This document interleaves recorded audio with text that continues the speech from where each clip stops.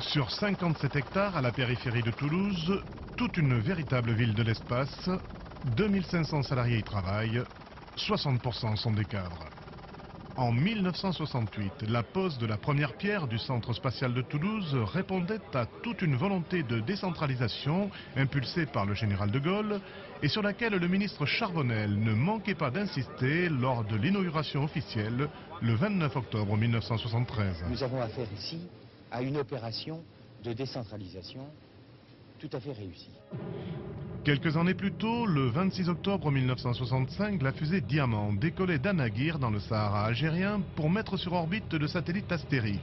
La France venait de conquérir son billet pour l'espace et de réaffirmer sa volonté de ne pas laisser la route des étoiles aux seuls soviétiques et américains.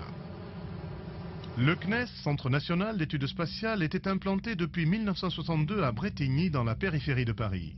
En décidant la délocalisation de ses activités techniques vers Toulouse, le comité interministériel du 31 juillet 1963 s'appuyait sur la tradition aéronautique de cette ville et sur le pôle d'excellence en train de se développer autour de l'université Paul Sabatier.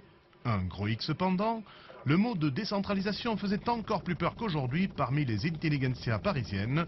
Alain Pouzet a fait partie des jeunes ingénieurs qui ont accepté de descendre à Toulouse. La décentralisation a ressemblé à une aventure à la fois personnelle, puisque pour beaucoup d'entre nous, les conjoints ou la famille étaient impliqués fortement, et puis une aventure professionnelle aussi. Parce que, à l'époque, des inquiétudes sur l'avenir du CNES en termes de plan de charge existaient, en raison en particulier des difficultés budgétaires déjà de l'époque.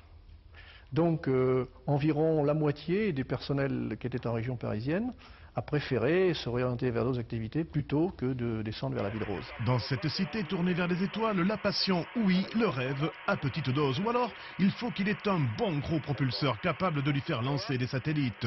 Ce qui ne fut pas le cas de la fusée Europa dans les années 70, le CNES alors sortit Ariane de ses cartons.